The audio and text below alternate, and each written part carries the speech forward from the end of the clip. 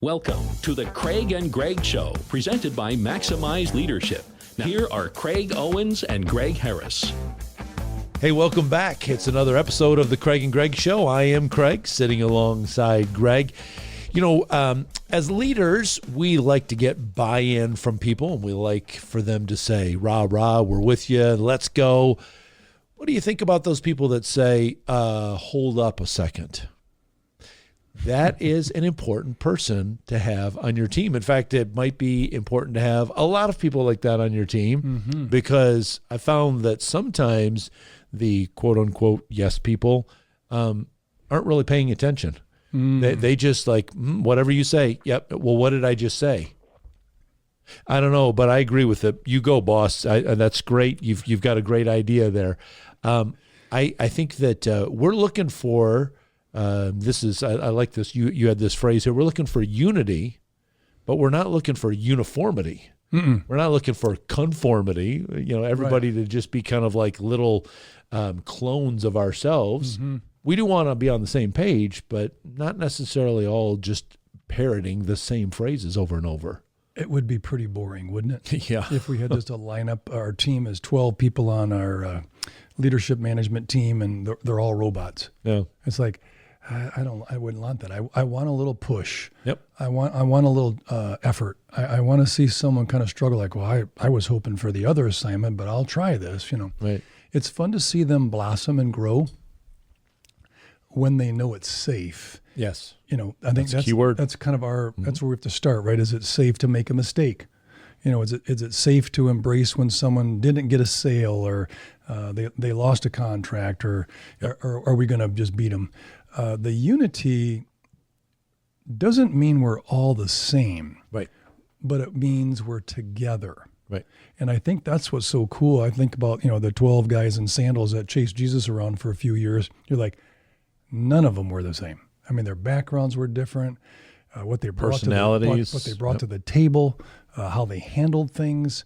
And I think that is just a great lesson for us, you know, here on earth is, yeah, we don't have to have robots and it's okay to have differences, which let's speak to that. So what is it about differences that we think we need them to be conforming? Well, you know, we use a phrase, sometimes we'll say, you know, well, after God made him or her, he broke the mold. Well, he did that with everybody. Everyone. You know, there has never been like a repeat model. It wasn't, you know, True. God's not saying, hey, you know what, I had this one gal in the 17th century that was, and I'm going to bring that model back. So everybody is unique. And by that definition, unique means one of a kind. Yep. That means they're not going to see things the way that I see it. They're not going to feel things the way that I feel it. They're not going to desire for necessarily the exact same things that I desire for. And I think that that's the first part for leaders to recognize. I'm sitting in a room with a bunch of people whose the mold got destroyed after they were made. Right. They're all one of a kind, unique creations. Why is it that I would expect them to all just go, yes, sir, everything that I say? You want my guess? Yeah. Because we like to do it easy. Yeah, that's true. It's hard to get to know people. Yep. You know, if you have 12 leaders and managers on your team, you really, as a leader, need to know every single one of them. It's work. It's messy. Yep. Yep. And I think sometimes we think, oh, you know, those guys will be fine. Those ladies will do good. You know, well, everyone has different experiences. And we go through a different filter or screen.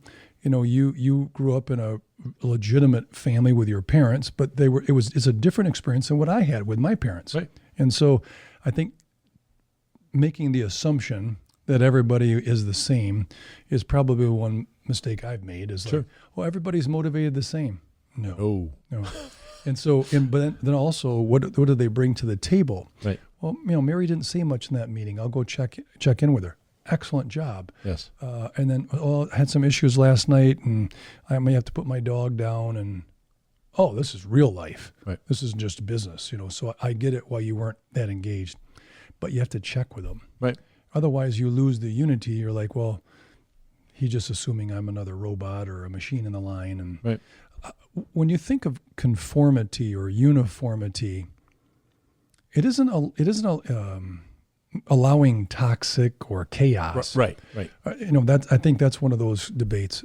But for unity, it doesn't guarantee peacefulness or quiet. Right. Unity is, all right, we're all flexing, we're all in this battle together. How do we allow for them to be unique and still hold sort of a unity in our team? I think like what you just said, that it's not peaceful necessarily in the process. I think what's really good for a leader, I've done this a couple of times when people feel safe to share their opinions, and we're sitting around the table and people are sharing, oh, I disagree with that because I think, and I have said, hey guys, let me just call a brief time out here. We're disagreeing on this, and I'm fine with that.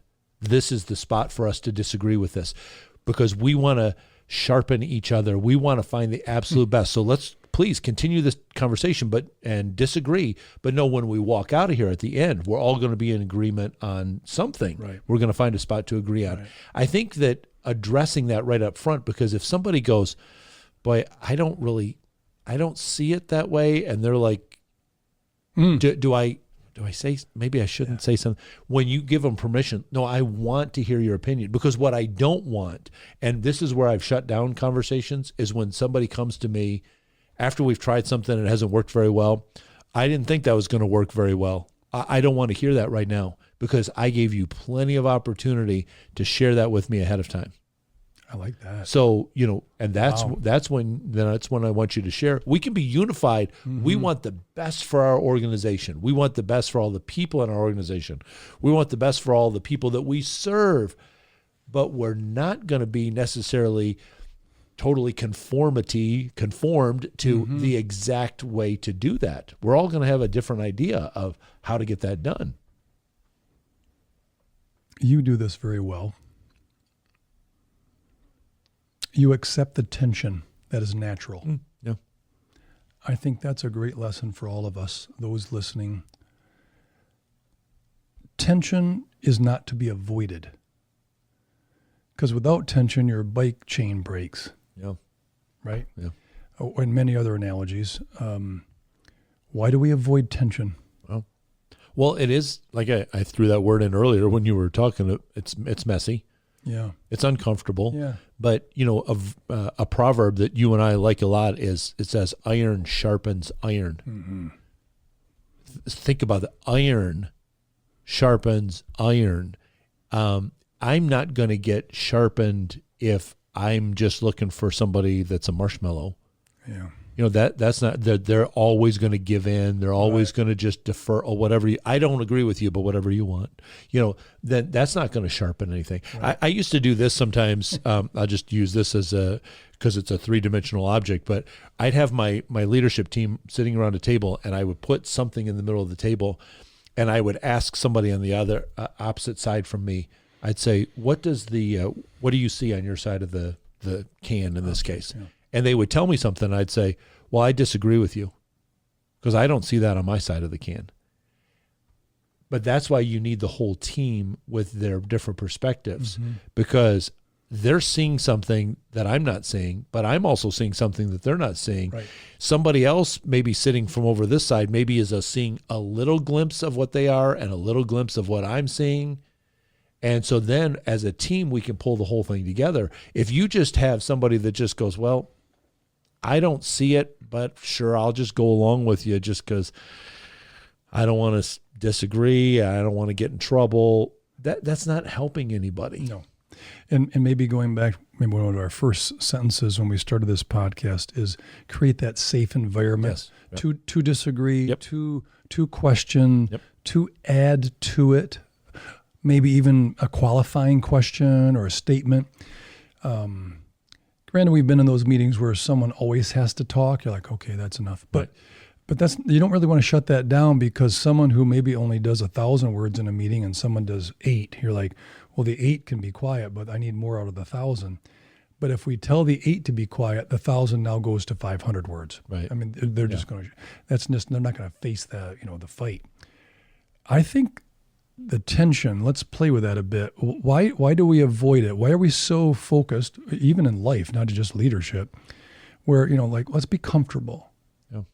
Why is that? Well, if I allow you to share and I give you the safe place to be able to share something that you disagree with, then that means I also have to be open to the idea that maybe you have a better idea than I do. Yeah. And there's some leaders that are insecure that they're like, I have to be the smartest person in the room. And you and I have both been around those kind of people that they are going to let you know that they're the smartest person in the room. Can I say this? I'm thinking of two people in particular that I was in a firm, and we had a bunch of partners, and they would tell you that. And I'm like, well, if you have to tell me, then you're not. Yes. Like I want to experience your brilliance, Right. but don't tell me that you're really smart, because I'm going to see it. I want you to prove it to me. Right. Not that I doubt you, but when you lead with that, like, I'm really smart. I've been here a long time. Right. All right. So you lost a lot of information because it's different now. What is it about? I don't want to call it a know-it-all, but a person that has to be the smartest. What do we do with that? And that doesn't have to be the person who is like in charge. It could Right. be a leadership team. Right. You're in a group. You're all leaders and managers and excelling. When someone has to be that person, Right. how do you deal with that? Well, again, that what I have said that in the room with the people while this is going on. Listen, you need to be as open to other people's ideas as you want them to be open to your ideas. That's kind of the golden rule, because we want the best idea to win. Because if this third best, fourth best, whatever, is just the loudest, and so then that one is what comes up, or, well, he's the guy that has the power to fire us, and so we don't want to disagree with that one. If that's what happens, none of us are going to get better. Our organization's going to flounder. We're going to be mediocre. We're never going to be excellent, because there's no iron sharpening the iron. Yeah. And so you have to be open to that. And if leaders are so insecure that they're not going to let other people share that, or if you have somebody on your team that, like, well, you guys never agree with anything that I say, well, but are you listening to their ideas? As much as you want them to listen to your ideas, are you willing to be as receptive to their ideas? Are you willing to even say, doggone it, you had a better idea than I did? Yeah, be okay. Yeah. Right. And I also try to encourage language like this too. Building on Greg's idea, I would add, so affirming that person, hey, actually what you said is what sparked an idea in my mind. So I didn't come up with something new. You actually gave me the idea, and I want to build on it. Excellent. Right. That makes the other person, let them know that they've been heard, and not just, I disagree with what you said and I'm just going to go somewhere else. But let me build on what you just said. Or, oh, man, you just gave me a great idea. Let me play off of that one. That's how we can affirm the people on the team and still get good ideas out there. What is it that us leaders need to work on then to allow someone else to have another idea, a better one? Well, let me, I had a quote in here from my cousin. Oh, yeah. I think he can answer that question better than I can. This is, how come he's not here? Yeah, I think he's on the other side of the planet right now. But he wrote this: strong leaders respect and need no men. Versus yes men. Yes. I like it. It is weak leaders who surround themselves with the ever agreeable. Unity requires honorable disagreement. Otherwise, you don't have unity. You have just conformity. The strong leaders recognize his weaknesses and limitations and surrounds himself with those who are better, wiser, and stronger. And I love this last line. It is the fool who rejoices in the chorus around him that only sings an echo. Ooh.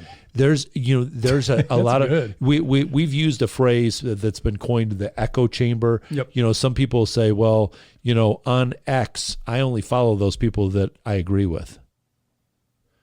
Okay, so you're just saying something and you're just listening for the echo to come back. Well, I like what Dick said. Then it's just a chorus of fools. If you're not going to listen, be open to listen to, like, maybe you've got a better idea that I haven't thought about before, that's pretty foolish to think that I've arrived, I know it all. Now I don't have to listen to anything anybody else says because I've got it all figured out. Pretty foolish. Yeah, it is. When you think about uniformity or really very little difference, right? Agreeable, I like that word. Like, so I was around 2 organizations in leadership, and where one particular leader in each firm really wanted agreeable people. Yeah. He wanted a short meeting, don't question me, just go out and make money and I'll be happy. I'll count the beans when they come in. Right. And I was like, no, it's not really how we grow. Unfortunately for many people, they feel like they've grown in this and they've accomplished this, and that's why they're in leadership. Yep. Well, that's just when it begins. Right. Because now you really have to test your humility, your hunger, your honesty, etc. And what do you feel, Craig, the pushback is from others on the team regarding the unity? What is it that they're afraid to bring up something? They don't think it matters, even if they do bring it up. Yep. What else would you say for us as leaders to make sure we're I think those are probably the 2 biggest ones that I've seen. Is they either don't think very highly of their thoughts, or they think if I share something here, I'm going to get shot down. So why even share it? Why even, broach the subject, because nobody's going to listen to me. Nobody. And that could be because, you do have a controlling leader that doesn't want to hear that kind of stuff. But it could also be that they're a little bit closed-minded, like, I do have the best idea, and if people don't agree with my idea, then they're idiots and for not, thinking the same way that I'm thinking. There's a variety of things, but again, I don't know how many times that you and I have talked about a safe culture is you can share an idea that's different, and I'm not gonna start treating you differently because you didn't agree with me. Right. So share the idea. Well, maybe as leaders, one ploy that I have tried at times, and it seems to have worked just to keep the table going, and wrestling with something, is playing the devil's advocate, where it feels like we should all do this. We should all wear blue. We should all drive this kind of a truck, blah, blah, blah. And like, well, what about like gas efficiency? So maybe we should get a car once in a while, or, you want to kind of throw a wrench in the system so our meetings aren't rubber stamp, we're unified, and nothing new comes out of it. How do we make sure we don't have staleness, by people just wanting to be agreeable, or maybe move on to another subject because it's not worth it, or I'm sure I'm going to get my head bit off? How do we do that? I found that questions are really good, where I'll say to somebody, I'll go, that's interesting. How did you come to that conclusion?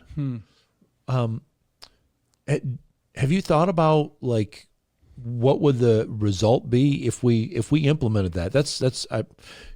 If we put that in place, what do you think what might happen? I want to get to the bottom of their thinking, because a lot of times I found that the idea that they've shared, maybe they didn't articulate it very well, but if I drill down a little bit on what actually prompted that idea, going back to I saw something over here that nobody else saw, they just didn't articulate it very well. If I drill down on that, then, I start seeing some light bulbs coming on in the room. People are like, oh, yeah, I didn't get it, like that either. So I found that, asking the questions, drilling down. I'll tell you a funny story. This is for our esteemed producer over here, who also happens to be my firstborn. You were working as I think the offensive coordinator for a high school that played all your games at a downtown stadium that is shared with all the high schools in downtown Grand Rapids. And I don't remember how old he was, pretty young, but we came to a game and we're sitting there, and the team that you guys were playing, their uniforms were all black shirts, black pants. Now we're in the inner city of Grand Rapids, so it happens to be that Harrison and I were probably very few of the people of non-color in the stadium. And he innocently says to me, "Hey, Dad, what are those black guys doing down there?" Now he's pointing to the people with the black jersey, Unis. but I see everybody around me all turn and look at me. And I asked a question. I said, what do you mean? And then he points to your team who's warming up in the other end zone. He goes, well, see how the orange guys are. And then all of a sudden I could see all these faces. They all start smiling. Some of them start chuckling a little bit and turn back. And then one guy behind me leans forward and kind of goes like this. And I look back and he says, you almost got yourself in trouble there. No way. And I go, yeah. I said, but I knew what he was saying. But that's what I think around the table. Somebody is going to say something, and you're going to have some people go turn and look like, what is he saying? That's taboo. And then when you go, yeah, but I know where you're coming from, or I'm going to give you a chance to bail yourself out here, or I'm going to clarify. And so I'm going to ask a question to drill down there and let the rest of the team go, oh, okay. Yeah, now I see I see where he was going. That's what we got to do as leaders, not just go, oh, man, you put your foot in your mouth, not listening to you anymore. Two interesting examples, and that's a very funny one. Sales calls. I really brought my entire team. I like different views. So like you're in a meeting. So what did you see? Yep. Well, I saw this. What did you hear? I saw, because you have 3-4 people with you, and they're going through their filter. They're thinking of what they're hoping to get out of the meeting to bring back and say, I think they're interested. I think we can wrap this up really good. When I first took the team out, they did the agreeable, like Dick said in his quote. So I said, how did I think it went? Oh, it was great. You did a great job. I think we're going to get it, and I thought, well, I'm not going to do that anymore. I'm going to change it. All right. So what did you see that I didn't see? And that just changed it. Absolutely. I mean, the conversation in the truck ride back, where we could be in Detroit, we could be up north, whatever. I mean, they just went off. Right. But prior to that, when I didn't do that, I just kind of did the, how'd it go? Good. Well, I didn't learn anything from that, Right. So now it's like, so what went well? Right. And if we could redo it, what would you do different at one of those moments where you're like, ooh, we might lose this thing? And then a lot of ideas. Great questions. It's cool, and they're just throwing stuff out. And I says, is someone taking notes? I'm driving. I mean, this is really good. Right. And then at some point, a year or two later, same teammates, maybe a little interchange. All right, so I could hear a new person on our team in a new space that we needed him there. And so they're in the truck, and so one of them leans over. So after this appointment, you're going to be asked a lot of questions. And he goes, well, I didn't do anything wrong. And he goes, no, this is where we learn. Right. So now the ride back was learning versus like now I'm not invoking a pressure on you. Yep. So some would be like, well, I didn't see that. Anybody else not see that? I didn't see that either. Whoa, I guess I saw wrong. Yeah. What did you guys see? And now they're just blowing the doors off. Here, This is what I saw. We should have said this right there.